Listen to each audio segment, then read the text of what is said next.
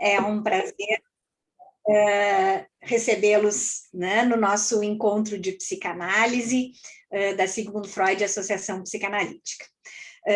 Nós vamos hoje, né, trazer para vocês um tema que pensamos de extrema relevância, né, de que possa ser discutido e trabalhado através, né, do viés da psicanálise, né, e para isso, né, nós contamos com três convidadas que têm cada uma dentro da sua área trabalhado os temas propostos. A nossa atividade, então, se chama Bordeando as Fronteiras, problemáticas acerca da alteridade nos racismos, nas xenofobias e nas diversidades de gênero.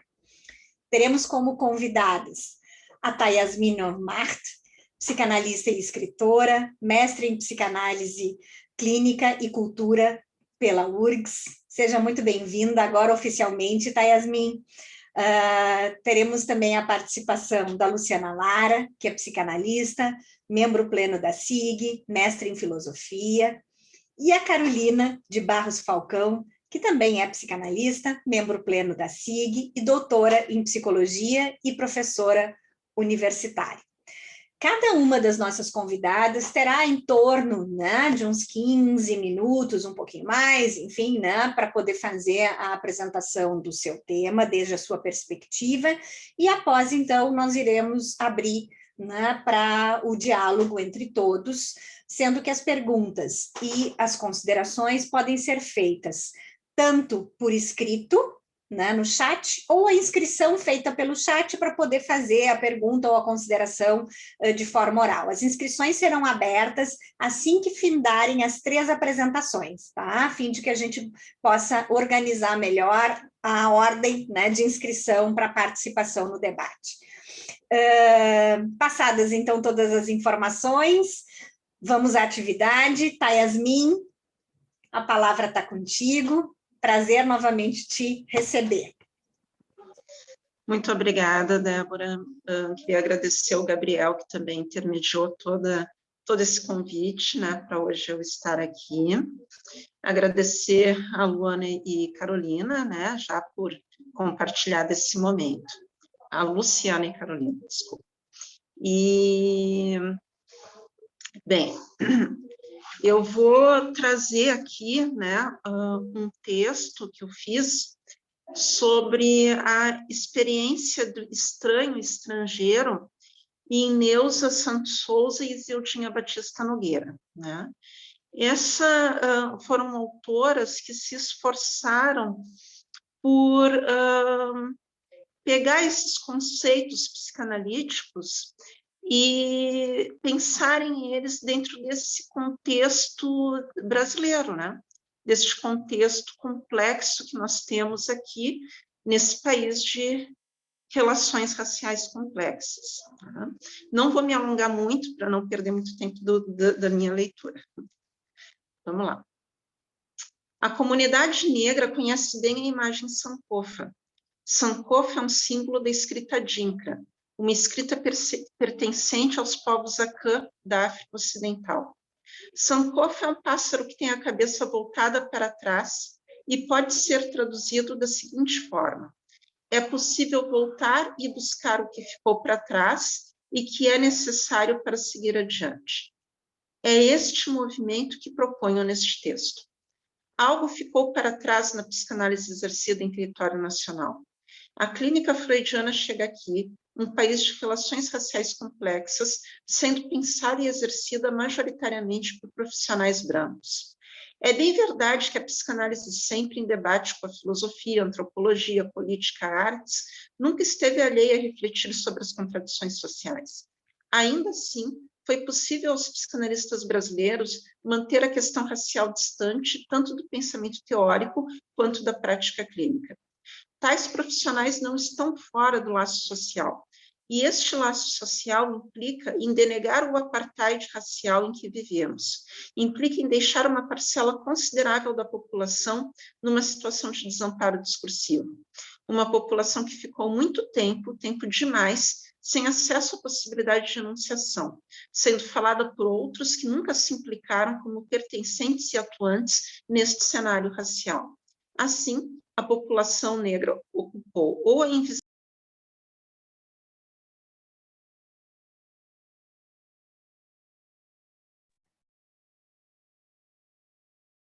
Tá, Yasmin, desculpa, o teu áudio, só um pouquinho, tu tá sem áudio.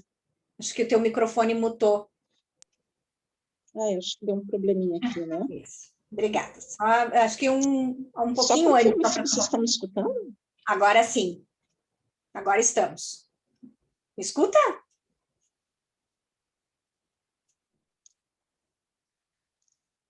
Tudo certo com o meu áudio, Tudo. gente? A gente está te escutando agora, tá?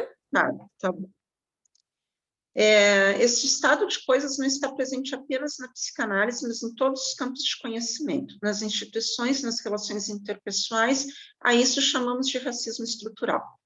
Portanto, a psicanálise exercida por psicanalistas brasileiros, em sua maioria brancos, não está fora disso. Ela está inserida nesta malha discursiva. Nas asas de Sankofa, vamos descobrindo que, ainda assim, pessoas negras foram fundamentais na história da psicanálise brasileira, como Juliano Moreira, psiquiatra negro do início do século XX e professor universitário, e primeiro professor universitário a incorporar o conhecimento psicanalítico ao seu ensino. E Virginia Bicudo, uma das pioneiras da psicanálise no Brasil, e uma das primeiras psicanalistas não médicas, fundadora de 2 sociedades psicanalíticas, uma em São Paulo e outra em Brasília, e grande divulgadora da psicanálise nos meios de comunicação da época. Mulher negra que teve sua imagem embranquecida em retrato a ocupar as paredes da Sociedade Psicanalítica de São Paulo. Por quê? Seria estranho demais assumir que uma das figuras fundamentais na história do movimento psicanalítico era negra? Buscando material para este texto, encontro um artigo que fala de Juliano Moreira e, a determinada altura, faz uma reflexão do quanto que deve ter sido estranho para as pessoas da época conhecê-lo pessoalmente e observar sua pele escura. Estranho? Por quê? Quantos não ditos estão colocados neste estranhamento? Parece que há algo oculto que o corpo negro desvela. O corpo negro em determinados lugares, em lugares imprevistos. Ou seja, há algo disponível à percepção de todos nós, mas que invisibilizamos ao naturalizar. O racismo não é sutil, ele é gritante, mas naturalizado. Mesmo diante deste cenário, historicamente, houve psicanalistas que, além de se interessarem pelo tema racial, ainda produziram teorias a respeito. Não por acaso, ambas negras, Neuza Santos Souza e Zildinha Batista Nogueira.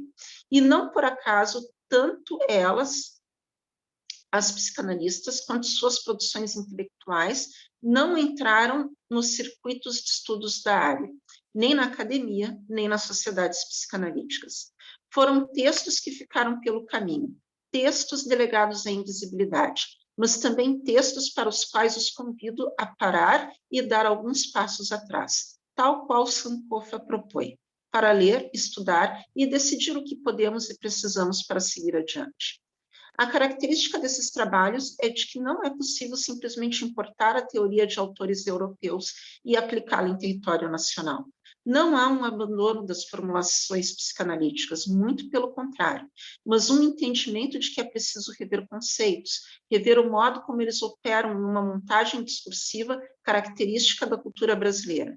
Ou, dito de outro modo, na constatação de que a noção de universalidade é insuficiente para lidar com realidades culturais diversas, é preciso pensar a implicação disso na constituição psíquica.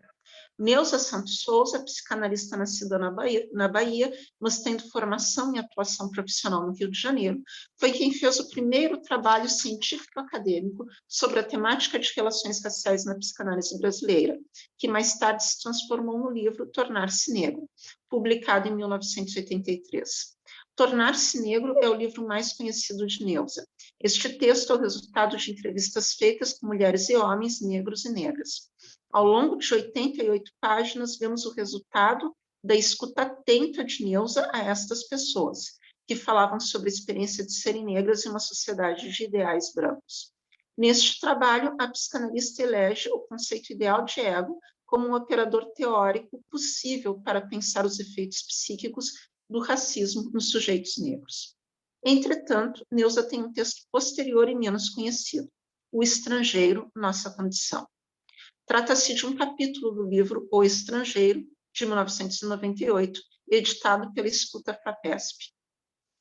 Neusa inicia o texto situando o estrangeiro para a psicanálise, que difere do senso comum. Se para o senso comum, estrangeiro é o que está fora, o diferente, para a psicanálise é o próprio psiquismo, dividido, discordante, diferente de si mesmo. É este íntimo estrangeiro que nos habita e que só se afigura como imagem quando vem de outro lugar.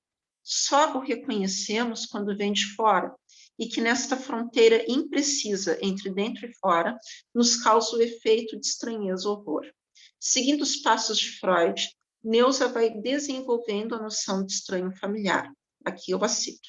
Um familiar e conhecido que se tornou alheio, aleijado que fora pelo processo de recalque. Um processo que, ao excluir, faz do excluído a região nuclear, centro pulsátil da experiência do sujeito. Dentre as figuras do estranho retomadas por Neusa, como o duplo, o autômato, ela chega ao feminino como o outro da norma, sendo esta norma masculina, fálica, europeia. O estranho, assim, é aquele que se opõe ao mesmo, que faz objeção ao todo, que se contrapõe à ordem dominante. É preciso lembrar que o sujeito que se constitui a partir de uma relação de alteridade, O sujeito não se constitui a partir de si mesmo, mas a partir desta relação com o outro. Aqui podemos evocar a questão da identidade. Como me defino, senão como aquilo que o outro não é? Como mantenho minha ilusão de unidade? Como mantenho distante o que há de estrangeiro em mim? Assim, ao se encaminhar para a conclusão do texto, Neusa se aproxima do que chamamos hoje de estudos da branquitude. Nada mais identitário do que sustentar a existência da margem para se garantir no centro. E se uso aqui identitário, e sou eu que trago o termo, Neusa não faz, uso porque é o que se deduz de quem só pode conviver com o diverso a partir da perspectiva do outro como estranho impossível de se relacionar. Ou então, a partir da perspectiva de uma estranheza que sentencia o outro a se violentar para se tornar um igual. Neusa está se referindo ao racismo, mas também à homofobia, ao machismo, à xenofobia. A autora sugere, ao final, abraçarmos a transitoriedade do mundo, inclusive daquilo que nos é caro, aceitar que não seremos sempre iguais a nós mesmos, abraçar nossa estrangeiridade, para suportarmos os inevitáveis estranhamentos e melhor encontrar o que há de diverso no outro e em nós mesmos. Cito-a.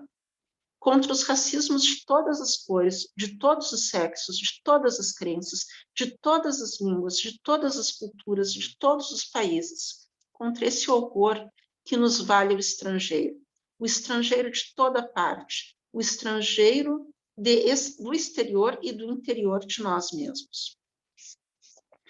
Mas podemos agora nos perguntar, e o sujeito que sofre a violência racial? E o sujeito que encontra os traços de sua africanidade tratados apenas como signos do que não tem valor ou é perigoso? A estas questões se dedicou a psicanalista Isildinha Batista Nogueira. Isildinha é uma psicanalista paulista que, em 1998, mesmo ano do texto da Neusa, escreve a tese Significações do Corpo Negro, onde vai abordar os efeitos psíquicos do racismo para os negros. Já neste trabalho, que foi sua pesquisa de doutorado, ela se debruça sobre o tema do estranho. A tese de Isildinha parte de um ponto que me parece crucial. O corpo negro, um eterno estrangeiro, visto constantemente como fora de lugar, é capturado pelo sistema de representações sociais, e raciais também, como corpo sem valor moral e ou intelectual, indesejável e inaceitável, perigoso, excessivo, ou seja, um corpo discursivamente capturado por fantasias brancas, como diria Herada Quilombo. A questão que Isildinha procura responder desde sua tese é quais as peculiaridades para o psiquismo negro dos sentidos que o racismo traz consigo. É comum a psicanálise dialogar com outros campos de conhecimento, mas é fundamental o diálogo com outros campos quando o tema é relações raciais. E assim Isildinha faz, trazendo a história, a sociologia, para ir desenvolvendo a sua tese. Neste caso, é preciso ver a história como um processo histórico, ou seja, não apenas os fatos, mas as suas consequências e como estas consequências produzem novos fatos. Isto é fundamental para entender de que se trata quando ouvimos que o Brasil foi fundado sobre o sangue de indígenas e negros. Para compreender como a invenção do negro pelo branco, este negro que tem o corpo público e nenhuma voz, esta invenção que se deu lá pelos idos do iluminismo, gerou ao europeu e aos brancos, por decorrência, um capital suplementar, a cor da pele, capital simbólico. Tudo isso e mais que aqui não cito para não alongar demais o texto. É importante para perceber o quanto essa história estrutura nosso laço social. Isildinha Batista Nogueira realiza todo um percurso sócio-histórico em seu texto para situar o lugar social do negro como um não lugar. Por um lado, por não conseguir constituir uma identidade social, visto o apagamento de sua história antes do espólio do continente africano, e o apagamento da contribuição do povo negro ao país. Por outro lado, a dificuldade de lidar com uma identidade vinda de fora, que não corresponde a um lugar de sujeito, no corpo social, mas a um lugar de objeto. Ao longo de todo o texto, Isildinha tem por ponto central a formulação proposta por Neusa em Tornar-se Negro. Há uma discursividade que se pretende hegemônica e que aponta o eurocentrismo como um valor desejável. Dentro desta perspectiva, negro, África, passa a ser o estrangeiro impossível de assimilar. É o outro radical, que deve ficar à margem. Assim, Isildinha formula a seguinte pergunta: se o que constitui o sujeito é o olhar do outro, como fica um negro que se confronta com o olhar de um outro, que mostra reconhecer nele o significado que a pele negra traz enquanto significante? Tal significado corresponde a como é lido socialmente o corpo negro. Os traços de africanidade são tomados a partir de estereótipos de um corpo perigoso e de todo tipo de excessos. Com a diferença marcada no próprio corpo e impossível de ocultar, o negro pode ser levado, assim, a passar por um processo de embranquecimento, colonização do próprio desejo. Mas a psicanalista aponta, é também uma questão de sobrevivência, aquilo que conhecemos hoje em dia como necropolítica. É sobre o corpo negro que se dá um impacto maior da ausência de políticas públicas e da violência de Estado. Assim, vamos chegando a questões fundamentais apontadas pela psicanalista. Isildinha situa o estranho. O sentimento de estranho inquietante é um confuso retorno a uma organização espacial onde tudo se reduz ao dentro e ao fora, e onde o dentro é também o fora. Penso que esse movimento do estranho inquietante pode bem caracterizar o tipo de experiência que marca a relação do negro com o dia a dia no meio social. É impossível para ele não se perturbar com as ameaças aterradoras que lhe chegam via o racismo. Dentro desse universo de terror, mesmo que o negro acredite conscientemente que tais ameaças racistas não se cumprirão, o pavor não desaparece, porque ele traz no corpo o significado que incita e justifica para o outro a violência racista. Para os negros, seguindo as considerações de Isildinha, o estranho inquietante é mais do que um eventual encontro inesperado com o reflexo do próprio rosto, como foi a experiência de Freud no trem. Para o negro, trata-se de encontrar no olhar do outro uma espécie de duplo de si mesmo, privado da condição de ser.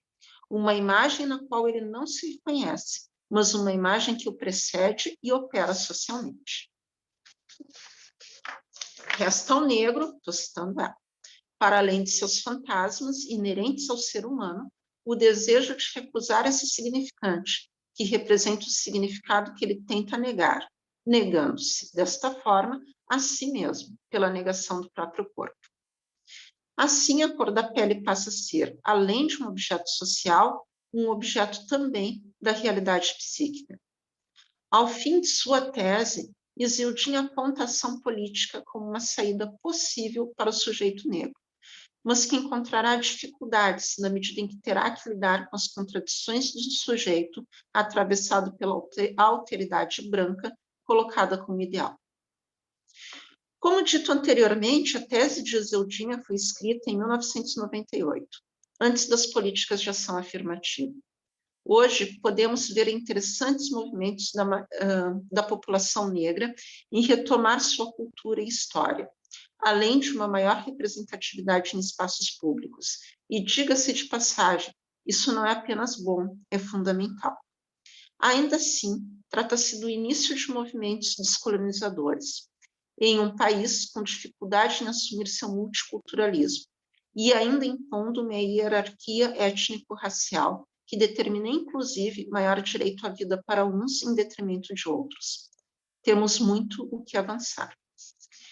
Já que o racismo toma o corpo negro como marcador social, é importante que o próprio corpo negro, com sua presença, quebre, subverta os estereótipos. Não esqueçamos que Freud, em seu artigo, começa situando a temática do estranho como estética, explicando que a estética não se trata apenas da fruição do belo, mas das qualidades do sentir. Estética é uma palavra que vem do grego, aesthesis. Tem como significado o ato de perceber, de notar. Então, trata-se sim de estética. Estética de feições africanas, de corpos pretos, de cabelos que se dirigem aos céus, de tambores, de capoeira, de orixás e de terreiros. Estética das palavras que o povo negro deste país tem que ocupar, criar, trazer do Iorubá para fazer frente ao português, idioma do colonizador, e nomear a si mesmo e ao seu corpo.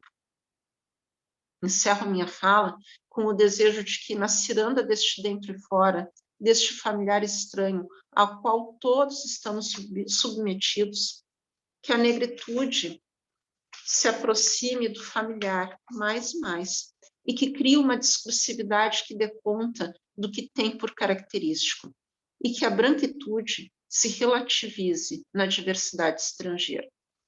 Obrigada.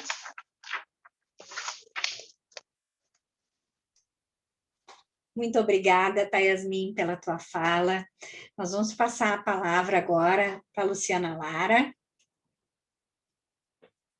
que vai trazer o nosso tema a partir, então, da xenofobia. Contigo, Lu. Obrigada, Débora. Então, eu queria agradecer o convite da diretoria científica, da comissão científica, da Débora, e também dizer que é um prazer estar aqui com a Tayasmin e com a Carolina para poder conversar sobre essas questões tão fundamentais para todos nós.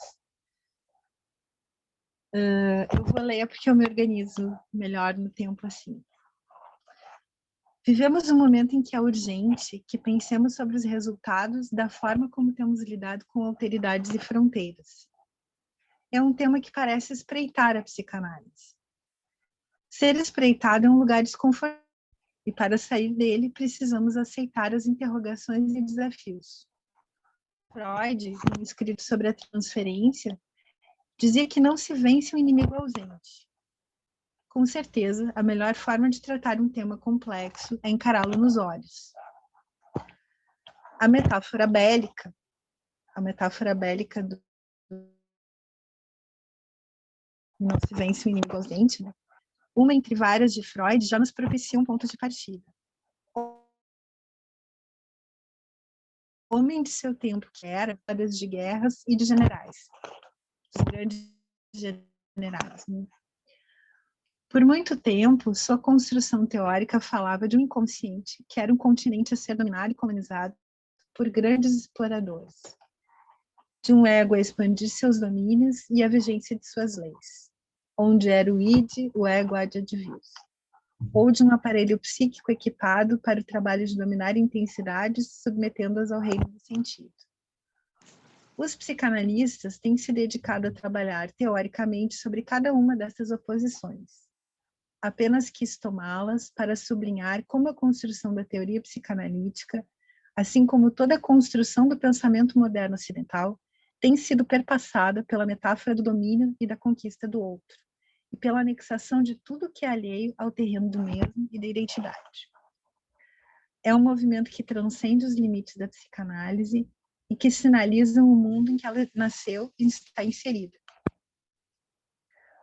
Os limites da psicanálise se fazem sentir sempre no mesmo ponto nevrálgico, que é a clínica. Fazer clínica psicanalítica significa lidar cotidianamente com barreiras, tratados de comércio, negociações entre territórios. Muitas vezes é lidar também com muros, segurança armada, bombas e campos de refugiados. É um esforço diário no sentido de aprender todos os dias uma nova língua. Precisamos sempre de palavras para falar, mesmo que elas não sejam as melhores. Não dispomos, é verdade, de um vocabulário infinito, nós psicanalistas, né? Mas os estrangeiros continuam atravessando as fronteiras e nosso vocabulário finito não é suficiente. Temos que tentar. Birman destaca que no decorrer do processo civilizatório, os territórios do mundo foram divididos em 2 registros, a civilização e a barbárie, sendo que tal processo move-se na direção da conquista e anexação dos territórios bárbaros, assim dito bárbaros, né?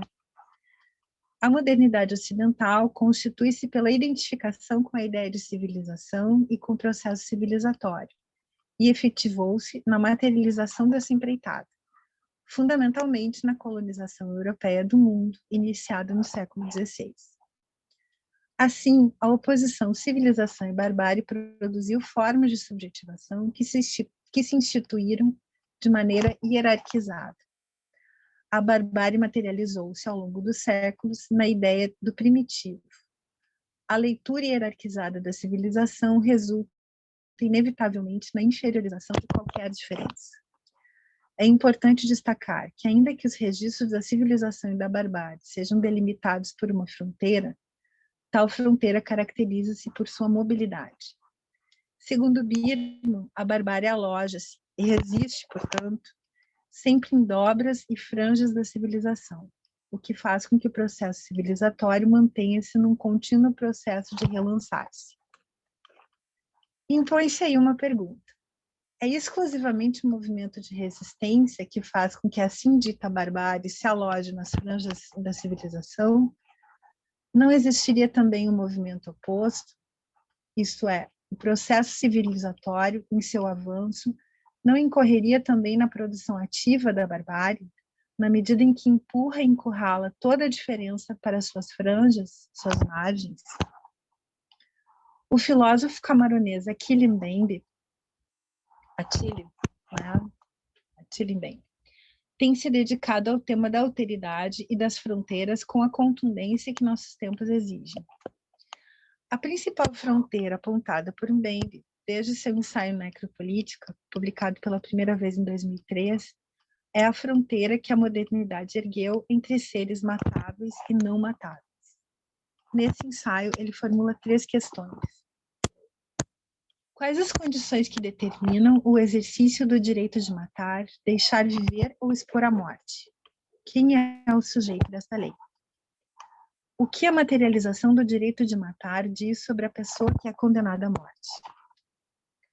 O que faz com que o objetivo da política, em muitas de suas manifestações contemporâneas, seja o assassinato do inimigo?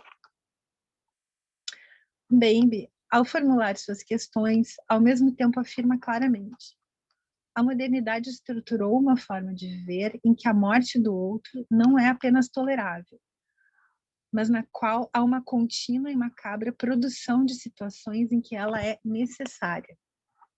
Situações de emergência, situações de exceção. Produz-se a crise e a crise torna-se regra. E nela, matar ou deixar morrer não parece apenas aceitável, parece preciso. Isso, eu vou só fazer uma parte aqui, porque eu acho que tem uma situação que deixa isso muito claro, né? Que é, por exemplo, a gente está, na verdade, bombardeado continuamente por situações onde isso é claro, mas isso se faz muito claro em situações como, por exemplo, essa que a gente presenciou na comunidade de Jacarezinho, né? Então, o que a gente tem ali? a gente tem uma população historicamente, onde historicamente o Estado se retirou, né? Uma população, um território onde o Estado historicamente é ausente, e tem um movimento, e isso também é histórico, é contínuo e cotidiano, de que o fato mesmo de que o Estado é ausente, tem um movimento de que a população desse território tem que se encarregar do efeito da ausência do Estado. Ou seja, então o fato de que o Estado se fez ausente ali e que deixou a população à mercê de um poder paralelo, né, que é o crime organizado e agora a milícia, faz com que esse fato mesmo faz com que a população se torne matável, ou seja, o Estado se retira e o Estado mesmo declara: bom, esta população aqui não tem lei, portanto aqui se pode matar. Né? Então é uma situação em que se produz uma crise, se produz um estado de exceção nesse território, e isso faz com que essa população então se torne matável, né? Porque matar é a única saída. É disso que ele está falando. O autor afirma que, desde uma perspectiva histórica, é no imperialismo colonial, somado à produção da tecnologia de morte em série em massa, que a modernidade torna-se o palco da política como poder de morte. O racismo é o grande modelo das divisões dos humanos em grupos matáveis e não matáveis. É a lógica do colonialismo e da plantation, em que o outro é transformado em inimigo e desumanizado de todas as formas possíveis, que tem o seu paroxismo na Segunda Grande Guerra, com o Holocausto. Né? Então, ele diz que isso é uma continuidade. A mesma lógica que rege as relações entre as antigas metrópoles e suas ex-colônias, incluindo a relação com imigrantes e refugiados, determina as relações dentro de um mesmo país, marcando as fronteiras nada invisíveis entre os sujeitos de direito, os cidadãos de bem e os matáveis. Os traços... A gente poderia talvez se perguntar se, em lugar de hegemônica, a gente poderia dizer a perspectiva fálica em questão. O matável pode ser definido em termos de raça, nacionalidade, crença religiosa, inclinação amorosa, identidade de gênero, condições socioeconômicas, de endereço ou de falta dele, e também por convicções políticas, e assim por diante, infinitamente. Em Políticas da Inimizade, livro publicado em 2020, Bembe avança em sua elaboração da concepção do ser matável. A esta relação, que mais do que de dominação e disciplina é de uso, Bembe chama de apropriação sem responsabilidade. Trata-se aqui de reduzir o objeto a seu uso sexual, econômico ou simplesmente a ser alvo do investimento da pulsão de morte. Aqui ele faz uma construção muito interessante, porque para nós pode parecer estranha a ideia de um objeto de pulsão de morte, já que a pulsão de morte em Freud é, por definição, a pulsão sem objeto. Mas o Attila Mbembe, ele faz uma construção conceitual muito interessante de uma espécie, sim, de objeto de desinvestimento, né? O objeto de uma energia, de uma pulsão de desinvestimento que torna esse objeto, então, desumanizado, né? Que desliga, então, todos os pontos em que a gente identificaria esse objeto como objeto de investimento. Então, ele caracteriza, assim, um objeto de desinvestimento. E ele diz que essa pulsão de desinvestimento, que essa pulsão de morte, pulsão de desinvestimento é o que estou dizendo, né? Ele fala numa pulsão de desligamento e ele fala num objeto perturbador, né? E que essa pulsão ela tem pontos de fixação, né? Que tem sido isso tem girado entre a população negra, os judeus, os muçulmanos, né? Que determinadas populações em determinados momentos históricos ou continuamente ao longo da história têm sido pontos de fixação dessa pulsão de desinvestimento. O ser matável, constantemente produzido pela lógica da crise do estado de exceção, é ao mesmo tempo o fetiche que permite ao sujeito borrar a percepção da própria castração e a consumação da cisão entre o eu e o inconsciente repudiado, e, portanto, o alvo de toda a projeção. Sobre esse circuito entre colonizador e colonizado, o autor diz que se forma um circuito alucinante, alucinatório. Então, quer dizer, esse objeto é perseguido, ele é produzido, só que ele nunca dá conta, né? Porque, na verdade, ele é inexistente, não existe um objeto tal, ele não existe na realidade. Então, o sujeito que ele chama de colonizador, ele vai ter que sempre produzindo continuamente esse objeto num circuito alucinatório, né? É uma projeção. Eu produzo o objeto, eu projeto, imediatamente esse objeto se revela não existente, eu preciso produzi-lo de novo, né? E assim que o circuito da morte vai se reproduzindo e se concretizando.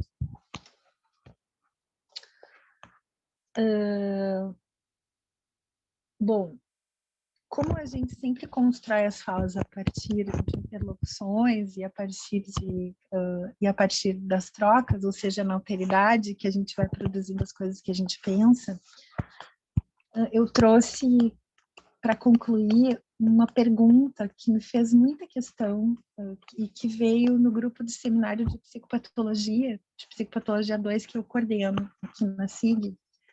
E as perguntas, enfim, elas sempre são, num seminário, elas sempre são construídas em conjunto, né? Mas nesse caso, quem foi o portador da pergunta foi o Gabriel.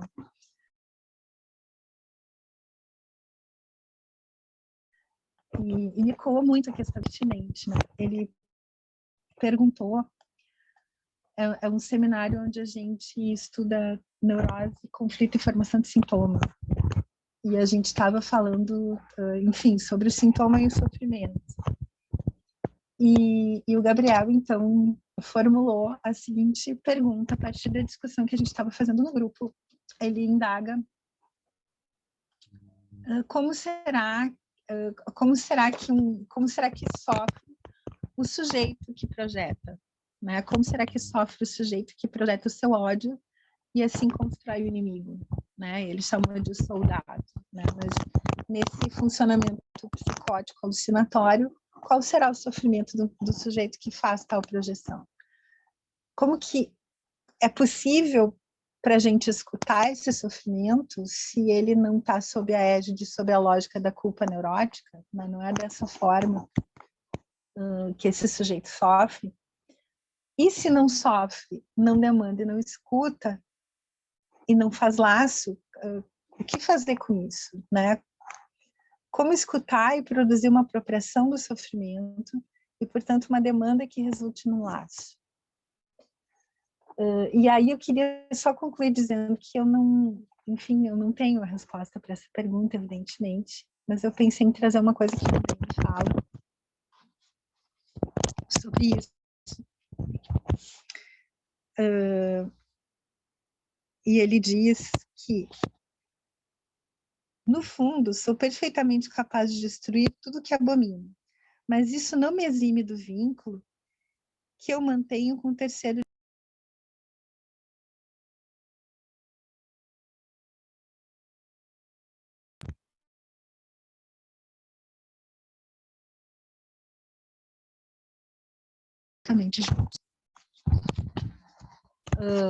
Ou seja,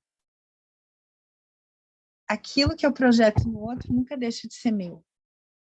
E não me exime de me ocupar disso, né? Então, como a psicanálise poderia incidir sobre uma produção de demanda nesse sujeito que projeta? Clinicamente, não poderia, a não ser que ela seja demandada, né? Mas eu acredito, sim, que a psicanálise possa participar de uma construção, de uma formação dessa demanda, né? Uma formação da demanda nesse sentido, uma formação de apropriação desse sujeito que projeta da sua própria vulnerabilidade, para que ele não mais projete, ela passa por outros campos de conhecimento, por outros campos de ação, como o direito, como a sociologia. Ela passa por outras ações, né, para que possa se produzir uma demanda de escuta, uma demanda de análise. Mas a psicanálise pode sim participar de uma construção da possibilidade de que se abra para esse sujeito, então, a apropriação, né, dessa vulnerabilidade que ele acaba projetando no outro. Era isso, agradeço. Muito obrigada, Luciana. Nossa, só as apresentações aqui já dariam muito tempo e muito pano para manga para que a gente discutisse, né? E agora nós ainda temos um outro tema muitíssimo importante que vai ser trabalhado, então, pela Carolina de Barros Falcão dentro desse tema da alteridade, né? Das problemáticas acerca da alteridade, então, no campo das diversidades de gênero. Carolina, contigo. Bom dia. Eu também queria iniciar agradecendo o convite à Débora, a diretoria científica, à comissão científica, e agradecer a Yasmin e a Luciana pelas falas, pela potência, e a todos e todas pela presença, pela atenção e pela escuta. Bom, toda vez que eu tenho a oportunidade de falar sobre as dissidências sexuais, eu parto sempre de uma premissa lançada por Facundo Blechter. Não se trata do que a psicanálise tem a dizer sobre as dissidências, mas sim do quanto as dissidências sexuais dizem e tensionam a psicanálise. Nesse sentido, quero delimitar o lugar de onde falo. O encontro com a temática das dissidências sexuais vem transformando a forma como penso a psicanálise e, consequentemente, o meu lugar como psicanalista na clínica, na universidade, na cidade. Facundo e outros grandes psicanalistas argentinos, desde Sylvia Bleichmer, permitem pensar uma psicanálise implicada politicamente, com a consideração a sujeitos cidadãos, o que envolve desconstruir cânones psicanalíticos, fazer trabalhar a teoria e a clínica, para se chegar efetivamente numa clínica pós-patriarcal, pós-heteronormativa, pós-colonial.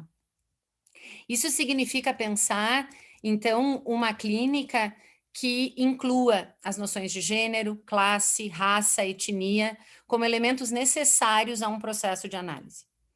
O que eu vou tentar fazer hoje é articular essa necessidade de inclusão com o tema da alteridade e do analista como um estrangeiro. Me apoio primeiro na psicanalista argentina Débora Tager, professora da Cátedra de Estudos de Gênero da UBA, para delimitar conceitualmente o que é essa clínica. Ela é pós-patriarcal porque ela implica refletir sobre os conceitos que seguem vigentes e quais ficaram atados, presos e, portanto, são reprodutores de uma lógica patriarcal, que é um modelo e um modo histórico de relação entre os gêneros que pressupõe uma diferença hierárquica entre eles. Ela é pós-heteronormativa porque ela implica sair de uma concepção binária de sexualidade, na qual se supõe somente duas posições, mesmo quando essas posições estão descoladas dos corpos biológicos, como é a concepção freudiana de sexualidade. Sim, porque se parte de um polimorfo, mas deve-se chegar à masculinidade ou à feminilidade como desfecho esperado para essa psicossexualidade. É possível que se pense que não é ou, porque masculino e feminino coexistem num sujeito. Mas ainda assim a lógica não deixa de ser binária e, portanto, marcada por essa premissa de complementariedade. E, por fim, ela é pós-colonial porque implica sair de uma concepção de uma teoria psicanalítica com pressupostos universais, como se todos os sujeitos viessem da Europa burguesa. É preciso produzir uma psicanálise local, de acordo com as realidades próprias de cada lugar. Para isso, é preciso abrir mão de uma premissa de que o intrapsíquico é sempre universal. Mas como se pode alcançar uma praxis pós-patriarcal, pós-heteronormativa e pós-colonial? Esse é o nosso desafio hoje, e pela via das dissidências sexuais vou tentar abrir alguns pontos para pensarmos juntos.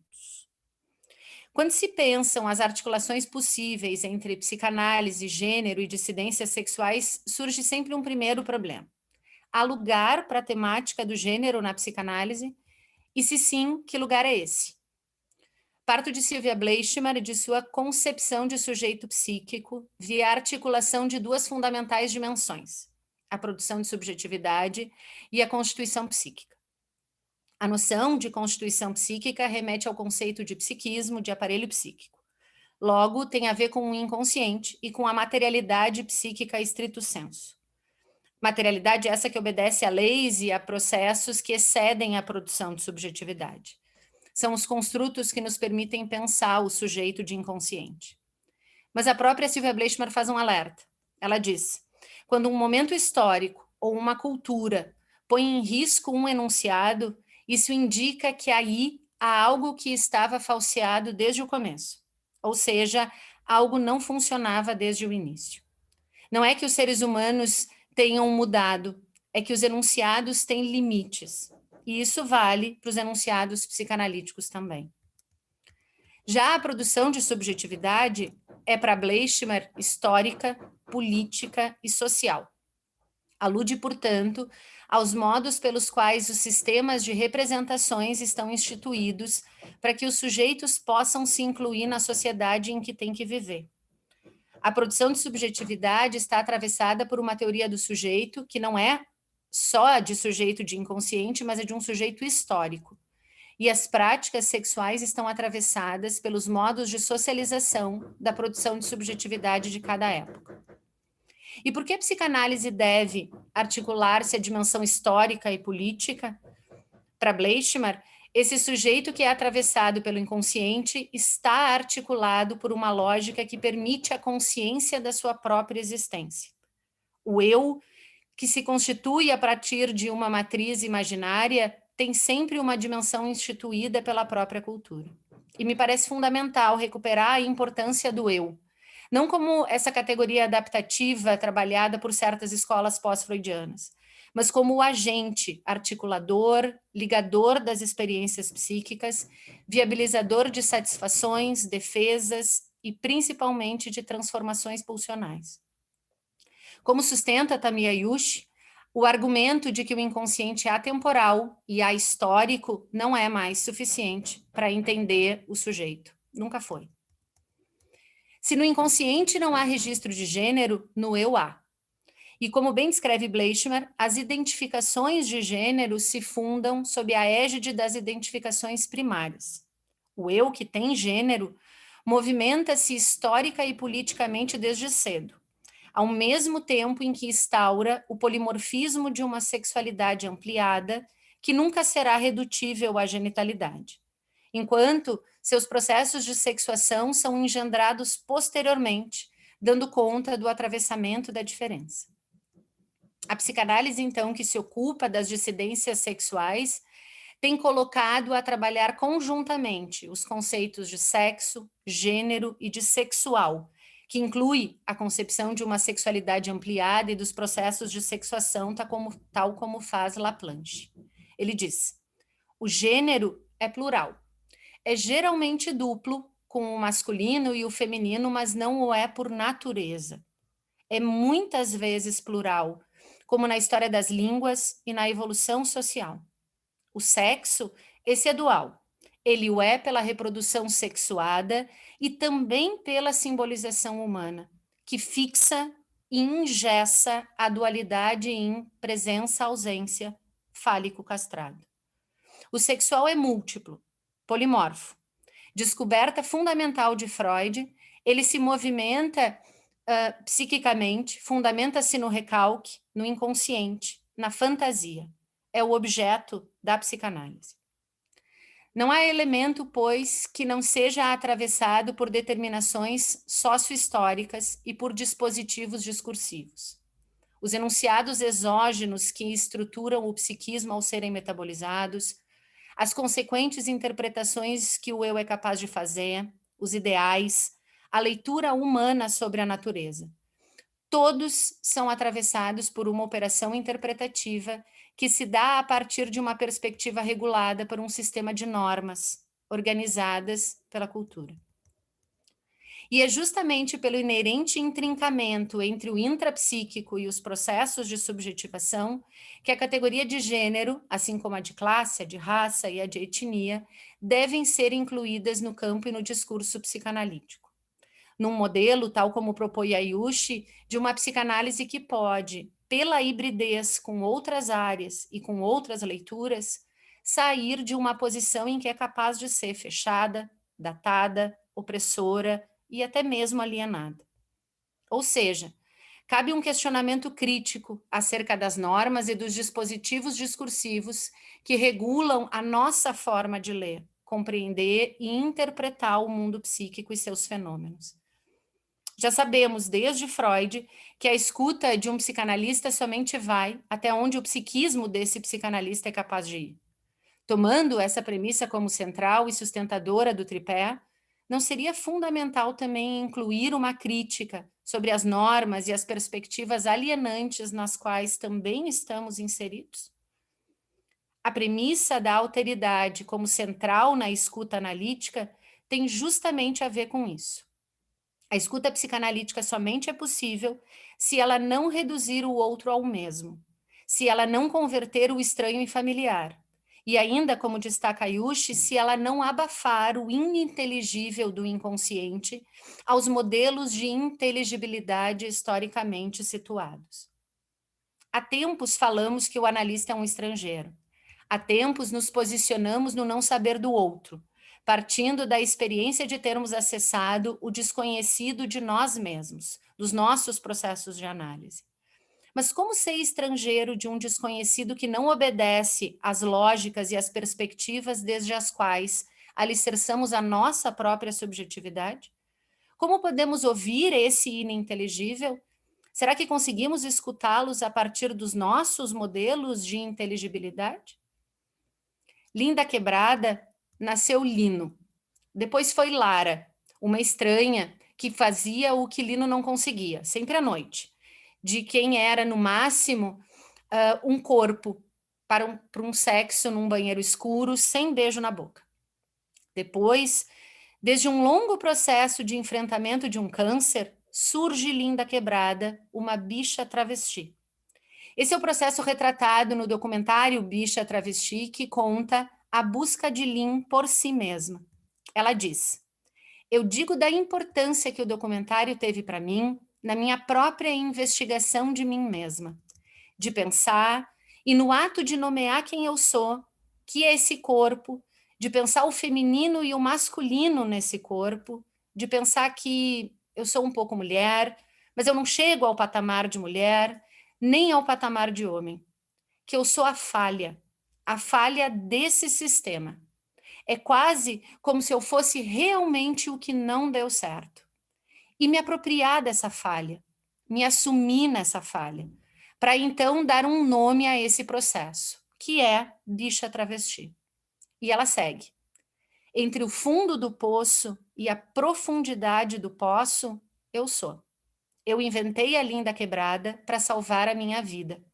Eu sou uma travesti e evoco a mulheridade que existe na travestilidade.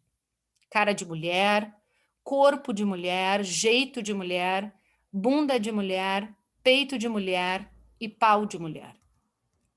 E como se escuta a Linda Quebrada? Uma travesti que sai da condição da invisibilidade dos objetos, dos corpos que não merecem existir, e que sustenta que é político ser amado, que é político ser feliz.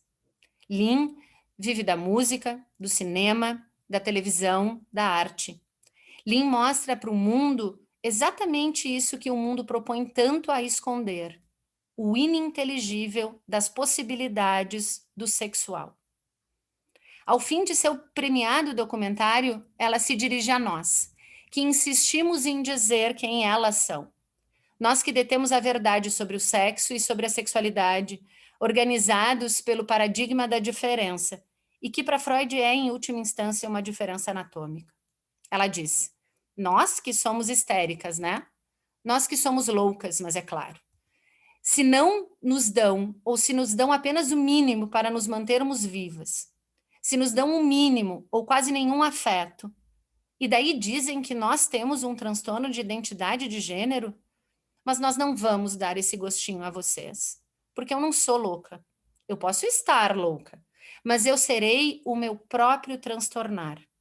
E eu vou continuar me transtornando, me movimentando e me tornando tantas outras que eu já serei o transtorno para as suas teses. Eu serei o transtorno aos termos que vocês criaram. Porque, desculpa, continuamos em obras. Vou continuar em obras por muito tempo e o transtorno será todo de vocês, com todo prazer. Ayushi convoca-nos a refletir sobre o fenômeno da alterização, um processo de exclusão e de segregação do outro, que é visto, então, como inferior e como ameaçador. Linda Quebrada pergunta numa de suas músicas: eu estou procurando entender o que é que tem em mim que tanto incomoda você? Esses outros alterizados formam um grupo apenas devido à exclusão da qual padece, que os uniformiza, atribui-lhes os mesmos traços negativos e define indiretamente a identidade do grupo majoritário. O grupo alterizado, portanto, não surge de uma continuidade identitária, mas da discriminação que naturaliza uma categoria e confere-lhe uma identidade hegemônica diferente. Estamos produzindo alterizações nas salas de análise? A minha hipótese é de que sim. E por isso as dissidências ainda estão à margem da psicanálise, que insiste em se ensurdecer, muitas vezes. Deborah Tager, resgatando a importância dos pressupostos de Bleichmer para pensar a clínica pós-patriarcal, pós-heteronormativa e pós-colonial, no que diz respeito às dissidências sexuais, aponta a preocupação daquela psicanalista, tanto em sua obra quanto em sua prática clínica, ou ainda como cidadã, com sua responsabilidade subjetiva frente à vulnerabilidade das desigualdades produzidas pelas assimetrias de poder. Somente haverá um verdadeiro campo de trabalho analítico quando, nas situações de traumatismo pelas desigualdades, pela exclusão e pela invisibilidade, se primeiro o analista puder ser testemunha, reconhecendo e sustentando o vivido pelo outro. Desse espaço de hospitalidade e cuidado surgirá o movimento e o momento de trabalhar a responsabilidade subjetiva com o vivido, o que obviamente não significa retraumatizar, mas sim escutar e fazer trabalhar para criar novas vias colaterais de enfrentamento e de transformação. Era isso. Muito obrigada, Carolina. Belíssimo trabalho. Realmente, parabéns a ti, a Luciana e a Tasmin. Acho que é uma mesa muitíssimo rica e, de novo, na abertura eu disse que mais do que interessante, era uma mesa necessária, né? E ao escutá-las, mais do que nunca, eu tenho certeza disso, do quanto era importante que nós, né, pudéssemos institucionalmente abrir esse espaço para discutir esse tema. Então, está aberta, né, estão abertas as inscrições, né,